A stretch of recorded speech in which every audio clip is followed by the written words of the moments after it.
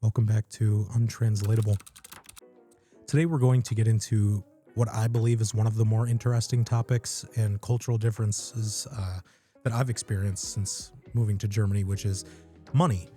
How we handle money, how we handle debt, student loans, stuff like that. I think this is something Americans see and Europeans see, and it's really interesting to a lot of people how it can be free, quote unquote, in Europe and for a lot of different countries to go get your bachelor's degree, for example, and how much it costs in the US.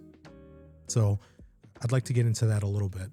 So from the US side, if it's okay, for a lot of people, I would say the average cost of university is around 50 to 75,000 for 4 years. Insane.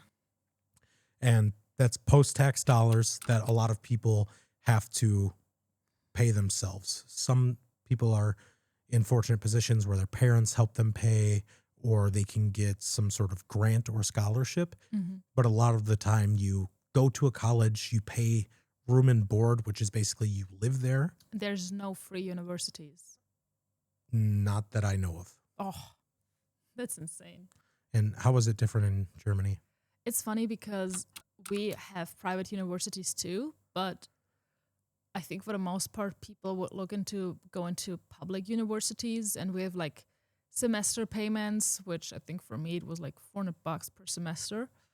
But if you go to public university, it's usually free for the most part.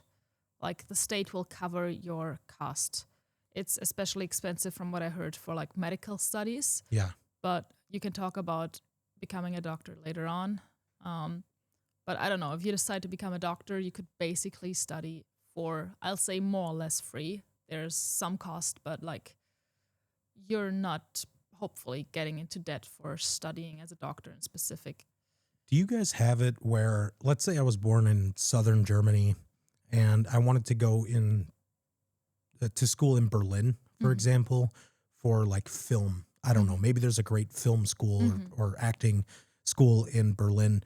What happens if I need to live near the school? Are there options for that? Is that free or? Not exactly. So usually sometimes people would have that covered by their parents if their parents are more fortunate than others. We have some, like, I would say state coverage, which is BAföG. I'm not too deep into BAföG. I took a different study path. But as far as I know, it's like some kind of a credit from the state, and it's low or zero interest, and you don't have to pay all of it back. Okay. So that's for living, cost of living, and it just really depends how much do your parents earn and stuff like that. Like I said, I'm not too deep into it since I never needed it, but Sure. We have in-state versus out-of-state tuition. I'm fortunate my state has a lot of good schools for different things. Engineering, we have great schools. Business, we have great schools.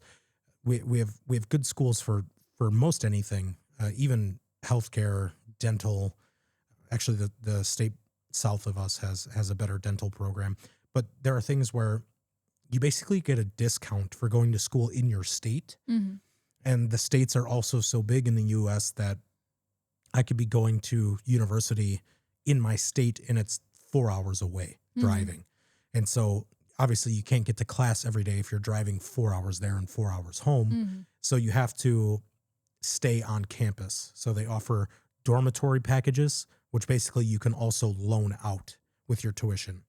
So for example, I know someone who I think their tuition was $10,000 a semester or per year. We'll just use years because it's easier.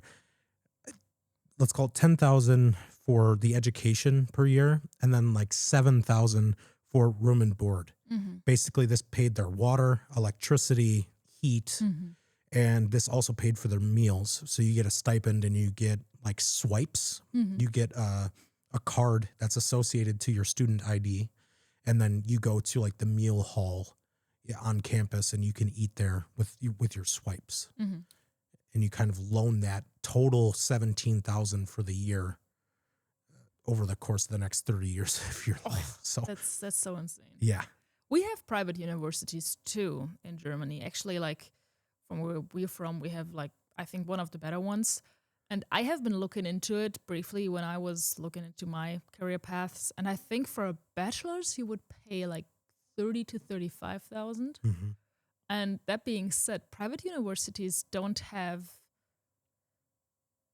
always have the same reputation that public universities do. And why is that? From what I heard, it's because like if you study publicly, the professors don't have any financial interest in letting you go through. If you don't pass, you don't pass. You're out. Mm-hmm. While if you're paying for your program, it's basically like, okay, if you drop out, you're not paying anymore. So that's more or less the underlying thing. Some people say, not all of them, but some people say, hey, if you're paying for your degree, it's not the same quality as if you go to a public university. Yeah, I had this conversation with one of the German colleagues that I work with, and he was like, yeah, well, you paid for your degree. Mm. And I said, yeah, so did everybody else I've ever met, you know? And he goes, yeah, well, mine was free. I didn't get to just pay for it and get a piece of paper for my money. And I said, no one I know has ever done that either. So it's kind of a cultural difference in a way where when it is quote unquote free or included in your citizen benefits package, that you go and get that one because like you said, there's no financial interest to keep you there. In the US, it's kind of similar where you're paying so much per semester or per year that they also don't care if you're there or not. They're getting money anyway. Yeah. Enrollment's at an all-time high. People want college degrees more than they ever have. And a good amount of people drop out. And picture this. So you go to school for 2 years. I did this actually. I went to school for 1 year and it cost me something to the tune of, I think, 8,000 because I was local for the year. And I dropped out at the time. So I'm now stuck with the debt for an education I'm not using. It's not worth anything. It's not worth anything because I have a partially completed college degree. And it's not worth anything until it's fully completed. So I had $8,000 of debt and I got no benefits of it other than what I learned. Obviously, you can't put a value on education. I took some philosophy classes and stuff that I guess probably gave me a broader perspective on the world.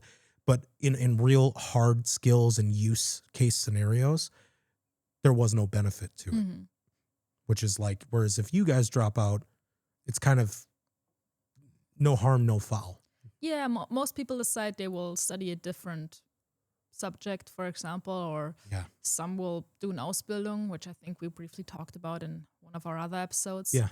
But it's not like a world ending if you drop out of university. Right. You wasted time, I guess. Yeah. Which, depending on who you are and where you come from, people will say your time is the most valuable. Yeah, I mean, if you spent like 3.5 years on a bachelor's and maybe you would have taken another half year to finish it, and some people are like, oh man, I can't do this, or maybe I've not passed whatever exam I need to pass. Well, that sucks for sure, but it's not like you leave the university with 10,000 of debt. Yeah. I think the motivation is a lot different in this scenario as well. Because if I do 3 years of college and I'm $50,000 in debt, at this point, I better finish. Like I'm 50,000 in the hole and I need to make sure I get my money's worth and I get something out of it, you know? And again, you get the education out of it. But if you don't have the paper, employers are going to look, say, hey, you never finished college. We need someone with a college degree to do this job. Do you prefer how we do it here?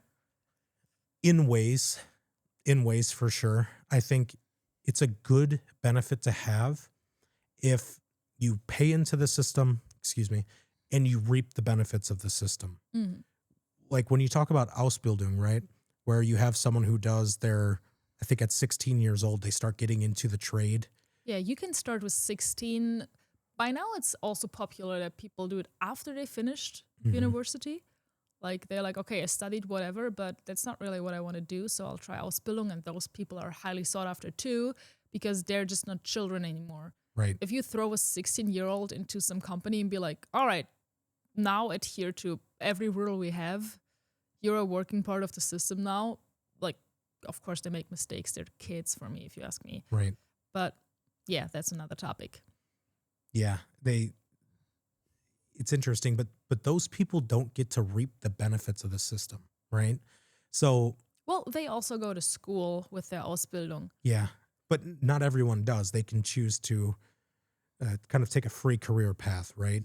The Not people really. who work at the bakeries or the people who work at McDonald's, potentially, like, what do they have to do? Yeah, you don't need an Ausbildung for McDonald's, I think. Right. But that's also why those jobs, I might be wrong, but I think McDonald's pays minimum wage or close to, Mm-hmm. which is, I wanted to look that up. I think it's 12 something right now. Yeah. And what I'm getting at is I'm not saying one job is valuable or less valuable. What I'm saying is if I don't reap the benefits of a system, Mm-hmm. why am I paying into a system? So if I decide I'm going to work at a restaurant as a waiter Mm-hmm. from the day I turn 18 until I'm 65 or whatever retirement is in Germany, Mm-hmm. I'm paying and other people are getting an education based on my tax dollars. Yeah, but everybody could do that. Everybody could get the education. There's Some people don't have the aptitudes for that. maybe. Some people don't have the ability to sit there and study, spend the time. Some people are forced in scenarios like mine. The reason I dropped out was because I needed to work and support my family. Mm-hmm. I was lucky enough to then later be in a situation where I could go back to college. And maybe some people also have that. But if they're forced into the workforce Mm-hmm. based on economic conditions, family conditions, and then they don't have the time or the ability to go back into school, to me, it's not fair that they have to pay so someone like you can go. Gotta write down healthcare for another episode. Right. But yeah, I get what you mean. But overall, everybody would have the same opportunities. The opportunity is there. I agree. If Now- your circumstances don't allow it, that's another thing. That's my question. You say everyone has the same opportunity. For me, in America, people have the same opportunity, more or less. You can choose after high school because we're, like we talked about in an earlier episode, you go through the same system no matter who you are. And then you can kind of make a choice if you want to go to college and go for that. Whereas you guys are kind of predetermined. So do people actually all have the same ability to go?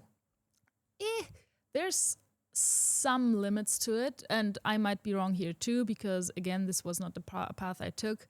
But we have like overall high school, which is Abitur for us, I would say. You finish it with around 18, and afterwards you can go to university, to whichever university you want in Germany. But if you decide to go like a secondary path, if you do like the 10 years of school first, after which you could do an Ausbildung, some people decide to add another 3 years to get like a high school close diploma. Yeah. And then there's, as far as I know, somewhat limited in terms of the university they can go to. But yeah, that's just, you got to more or less prepare for it, I guess. But technically, you could go. Yeah. I'm just thinking, because when we get into these conversations in a little bit here about money, about debt, and also about taxes and things, those become important topics, in my opinion, where it's less of a given benefit and more of a force to pay. And it is an American perspective for sure, but we can get into that. Yeah, like I said, the state credit you can get is also debt in that term, but it's not private. It's highly incentivized. You don't have to pay all of it back. There's low interest. Okay. But yeah, not everybody starts in his adult life without debt. Right. I think in America, it's very common to start your adult life in debt, in some form of debt. A lot of people live paycheck to paycheck. I don't know the statistics, not educated to talk about it, but I think it's something like 60 to 80% of Americans are paycheck to paycheck. That's And insane. Paycheck to paycheck, I believe, is defined as you don't have a month worth of savings to cover bills. So maybe you have a couple $100, maybe $1,000 in savings, but that's it. I think I've once heard that the average American has like $5,000 in credit card debt or something, which might or might not be true, but it's much more common, I feel like. Yeah, I think debt in general is a way of life in America. Like, imagine you're 21 years old and you went and got a bachelor's degree. You're $60,000 in debt by the time you're working, by the time you're an adult, right? And so then it becomes sort of this slippery slope of, well, I need a place to live. I need a car to get around. I need to be able to maintain myself as an independent person.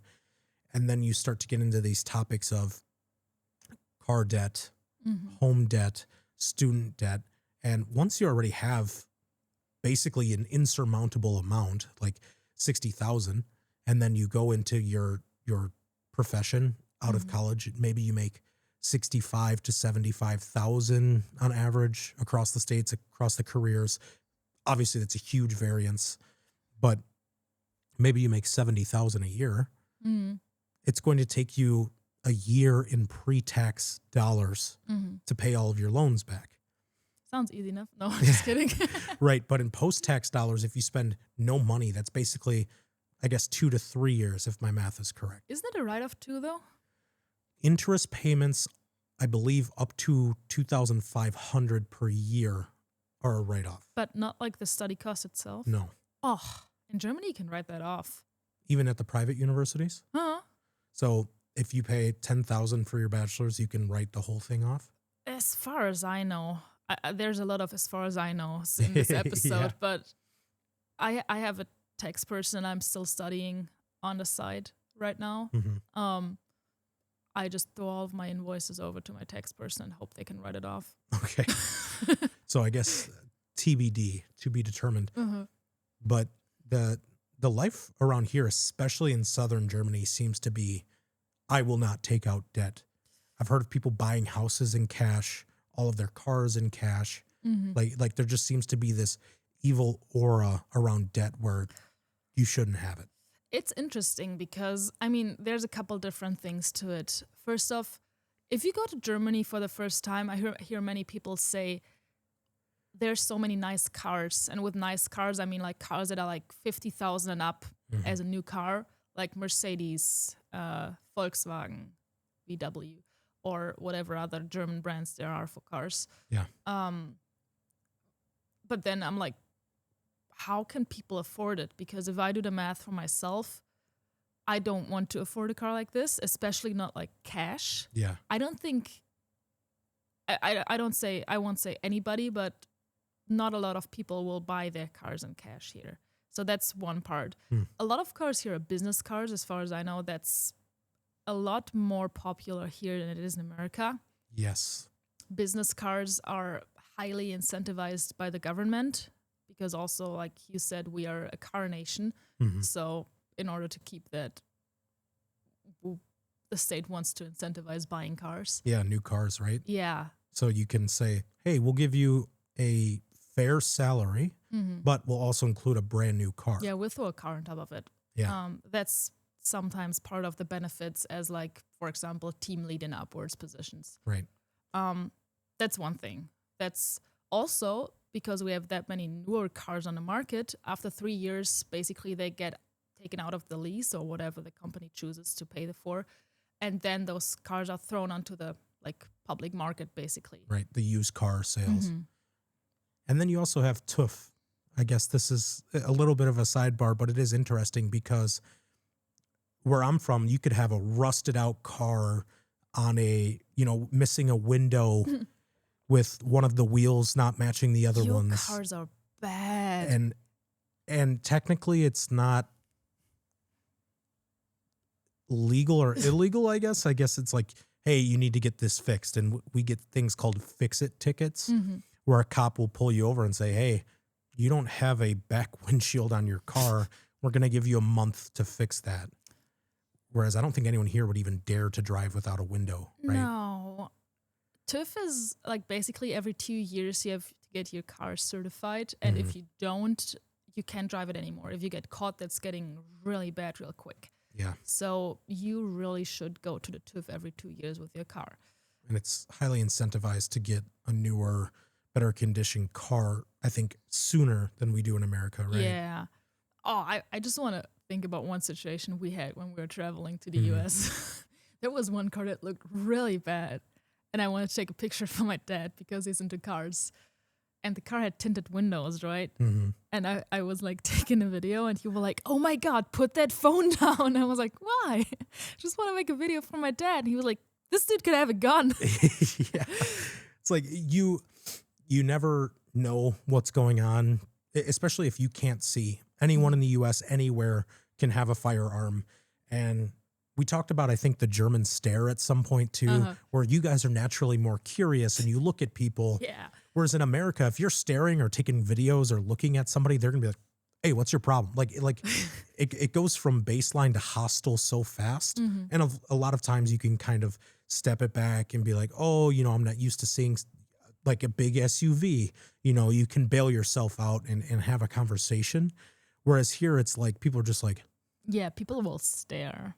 and like to an uncomfortable degree. Okay, but anyway, cars. We're deviating. Yeah. All right, so we were about cars. Debt on cars mainly. Debt on cars. Yeah. I guess once like after 3 years, I would assume like a 50,000 euro car is like worth maybe still 30,000. Mhm. And some people are willing to pay that, or some people are willing to take a loan for that. I guess if it's got 50,000 kilometers, it's relatively new. It's got new technology. My car just failed TÜV, right? So I need something new. Some people also just really care about status here. So Yes, they do. It's a big cultural one. I don't know anybody who pays his house in cash, to be honest. I don't think that's common either here. I've actually met, I think, more than 5 people who have Really? in Germany, in this region. So that's why I had that perspective is I know people who own 2 or 3 cars, all paid for in cash, and own houses that they paid for in cash. That's interesting. And What do they do? firsthand experience. I won't get into that either. I don't want to disclose people, but that's what I thought because some of the other people in this region I've had conversations with, they're like, I don't want any debt. It's not really like if you have debt, you want to get out of it real quick. There's different trends right now coming up with different payment providers that will encourage you to go into debt. I've seen like screenshots where some people are bragging they have like 50K debt from consumables or stuff. Okay. But that's another thing. But in general, it's just like, okay, this is going to be a little bit of a rough statement. But if you have your life under control, you don't want to have debt in Germany. Yeah.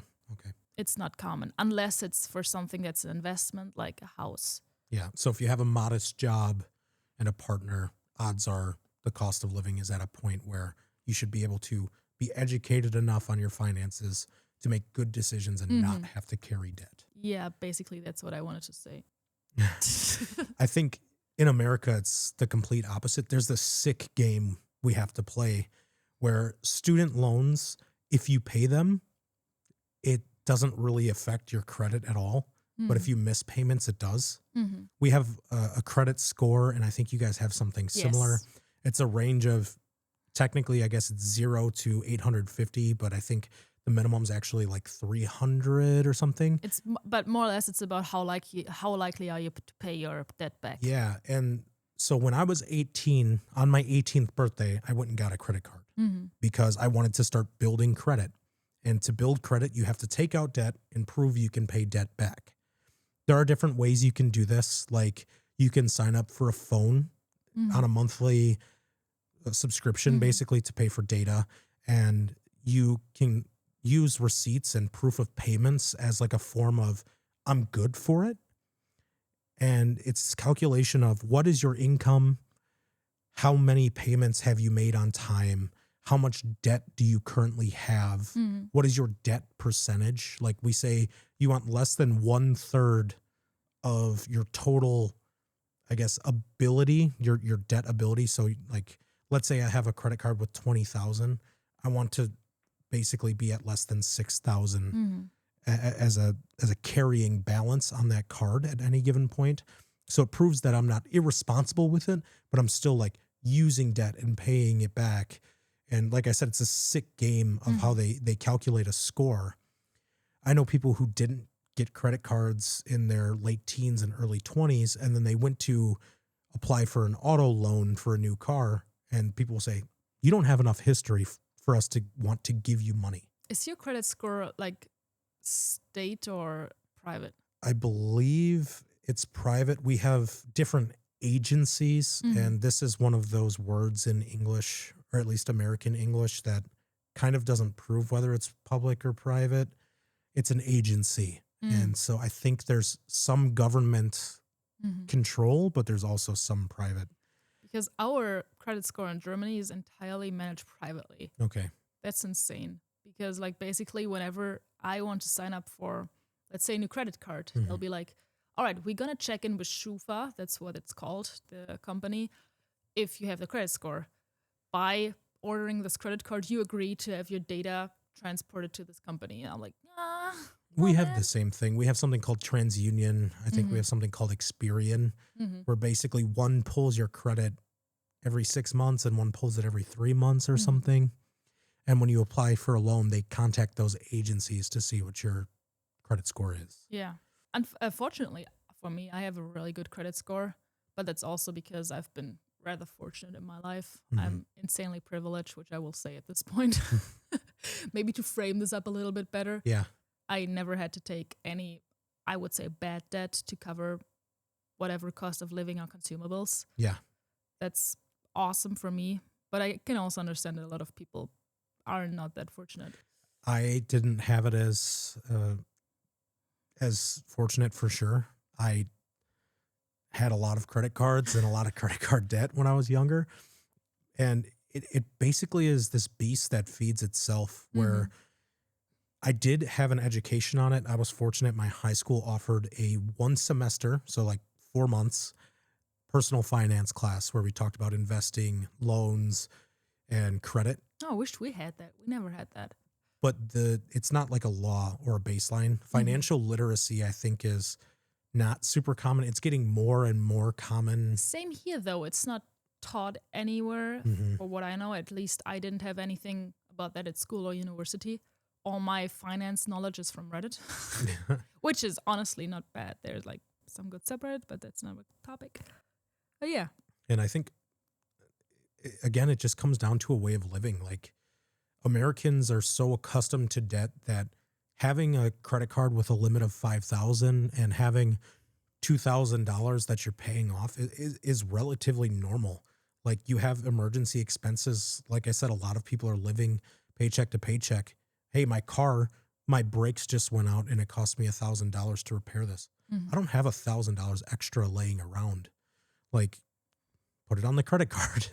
That's so wild to me. And it is also, it's sold under this guise of, hey, we have points, and if you use our credit card, you can get miles towards your airline, or we'll put it in this bank where you get X% cash back, and they make it appear attractive, but they're banking on something bad happening. Yeah. Like, I needed to spend $4,000. I don't know. I own a house and my water heater went out, and I can't not have hot water. So, that costs some amount of money, and now all of a sudden I'm holding a balance. So it's like, it's all fun and games when month to month I pay the balance. Maybe I put $300 on for gas and groceries, and then I pay it.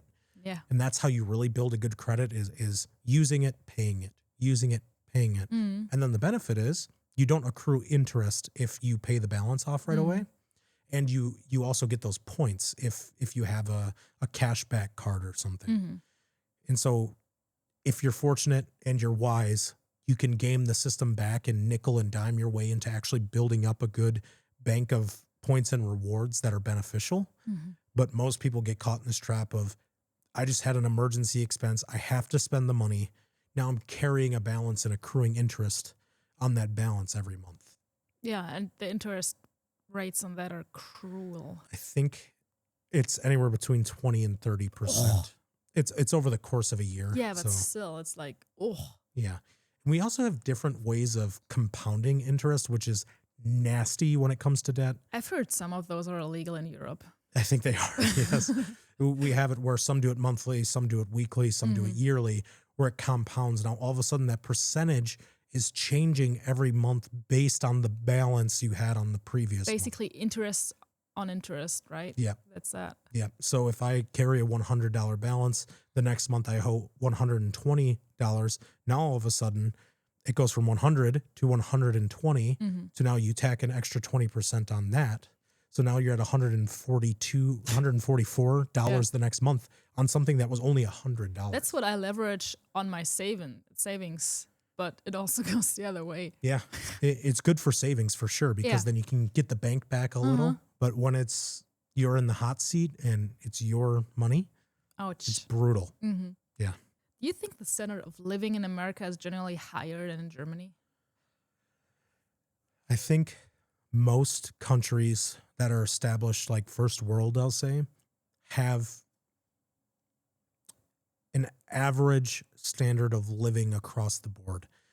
I think America has higher highs and lower lows. Like we will have the ability to, I guess, earn more money because it's easier to start a business.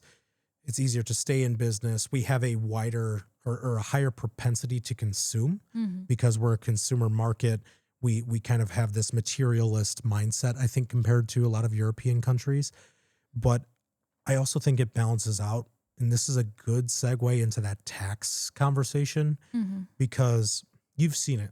Go to the grocery store in America. You're like, oh my gosh, a bag of chips is $7. This is a €3 purchase in Europe, right? I think it's not even a I don't know the price of chips, but your prices are like, I don't know, I was like $6 for a bag of chips. Yeah. What? And I guess for the rest of this, we'll live in a scenario where the dollar and the euro are equal to make it simple. It fluctuates right now. The dollar is much weaker than the euro is. I think it's like 84 cents per something. 86, whatever. So in this scenario, we'll say the dollar and the euro are equal. Do you know the median household income in Germany? From what I know, I think the median net per person, No, let's do gross. I think 52. Okay, so approximately 50,000 euros, 52,000 euros. Gross, yeah. In Wisconsin, where I'm from, it's about 75. And so if in this scenario, the dollar and the euro are equal, there's a bit of a discrepancy there between the earnings.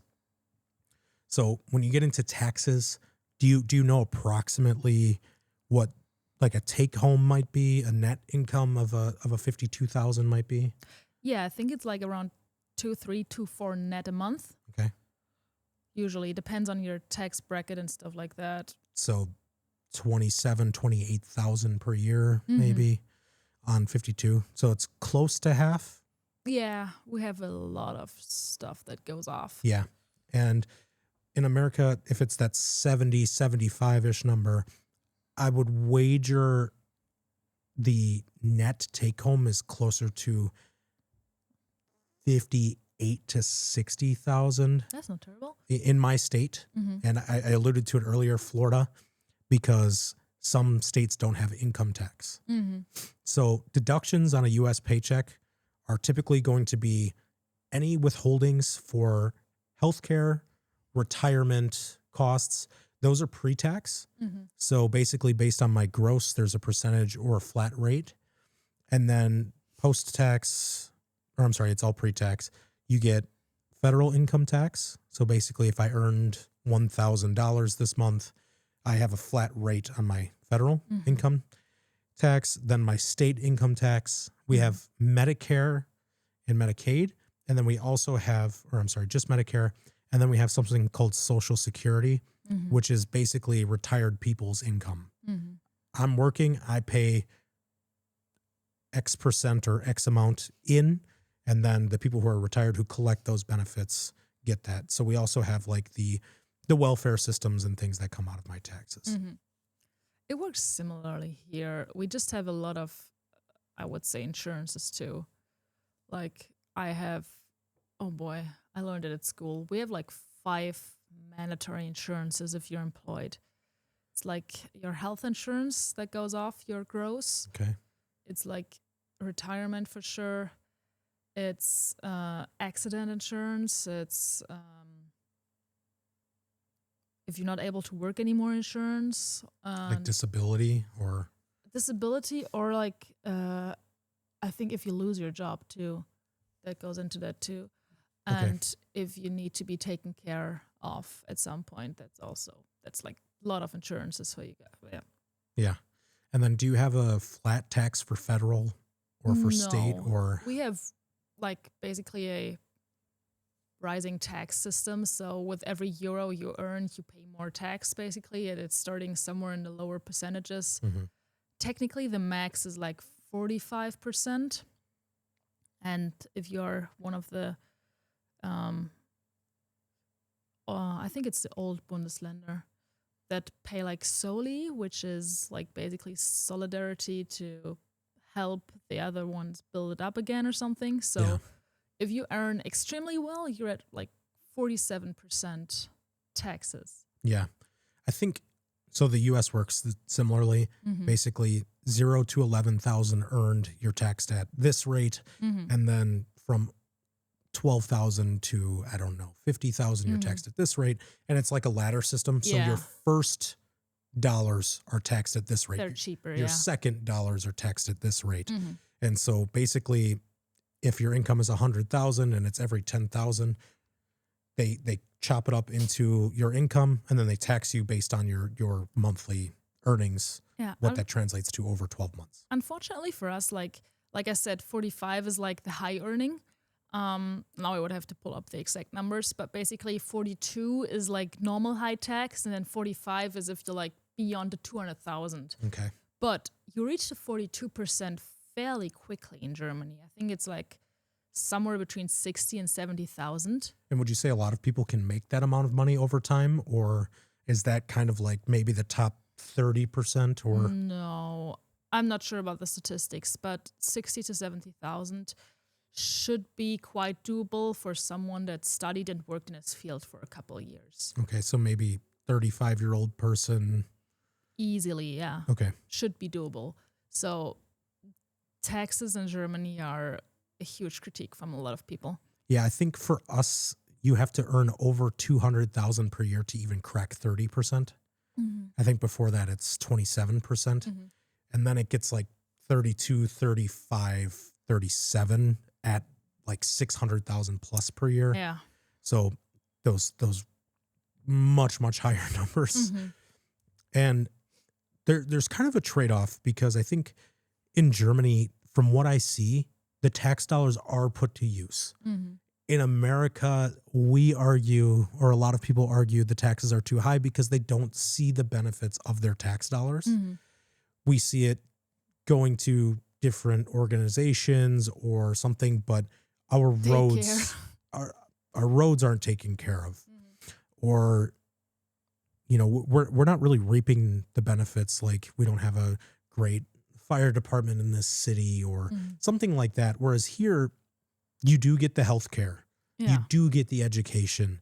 The roads are always in pristine condition. Mm-hmm. You know, so to me, it's like those extra, I'll call them dollars, those extra dollars that you're putting forth in your taxes, you do reap the benefit of. Depends on who you ask, but Again, it's opportunity, right? yeah. If I live in a city, in a big city, I don't own a car, and I'm perfectly healthy and I didn't go to college, I'm paying 40% taxes for things basically I don't use. Yeah, it depends on how much you earn, but yeah, I guess. Right. And I'm not saying that it's only school, only healthcare, only roads, but those are easy examples to pick on when you're having these like this and that discussions because that person won't utilize any of the benefits they're paying into. Well, public transport is also a lot better here. It's also paid partially by tax money. Every time I've gone to pay for a train, it's not as cheap as people say it is, for sure. No, it's not. But it exists. Yeah, it exists. I think that's another misconception Americans have is, oh, if we had a train system like Europe has. I'm like, going to a round trip from Munich to Paris when I tried was 8.5 hours and 300 euros. Like it wasn't, I might as well drive at that point. Germany is a different topic for public transport because we basically are a monopoly in that. Mhm. That's our own fault, but our public transport is always late, and that's true. That's Yeah. another whole nother topic, but just to throw it into the room because, for example, Switzerland has forbidden some German trains to enter because they're always late and they like screw up their system. Yeah. Switzerland has extremely punctual trains, and it's really bad in Germany. Yeah, I've actually noticed it. There was one train that was late that I was on. There was another time there was a strike. Mm-hmm. And I know we're getting a little sidetracked, but it's just things like that where it's like, yeah, okay, great. It's helped by the government, but then you have these weird factors. On that trip I went to Paris, I ended up flying because it was cheaper to fly than it was it's to like take the train. $100 to fly to Paris. Yeah, I don't want to hear the argument of, well, they're partially subsidized by the government. They're still more expensive than flying privately. Yeah. I don't see all of the benefit that warrants the taxes being that high. But again, I'm also an American. I'm also an individualist. You know, there's going to be like, well, what about the less fortunate person? I'm happy to pay more taxes if they get the health care and they're able to get an education. I understand that. Very good argument, very valid argument. And I'm not disagreeing. I'm not saying I would or wouldn't. I'm just saying that portion is understandable for sure. But we have our German saying of the day. If I were to tell you, you're going me on the cookie, du gehst mir auf den Keks, what would you assume this means? I think in certain American language, cookie has a different meaning. So maybe it's something like you're taking advantage of me. Like we have a saying, don't take my kindness for weakness. Maybe it's something like, oh, you're using me for being sweet or something. Sure. If I tell you du gehst mir auf den Keks, it's basically like I'm really annoyed by you. Like you're annoying me. I'm annoying you. If you go on my cookie. Okay, so can you explain how the saying works? I don't think there's any logic behind it. I just think it's a saying. So if I just say, hey, you're going at me on the cookie, that means you're annoying? Yeah. Okay. So basically, I don't know, you could also say that about your boss. Like, if you're talking to me and you're like, oh, my boss, he's going on to my cookie. Like, you're annoyed by your boss. Yeah, I think going on to someone's cookie in English is probably... Want to elaborate? No. All right. Wrapping it up. Yeah. Thank you for the conversation and thank you for joining us today. And we look forward to the next one.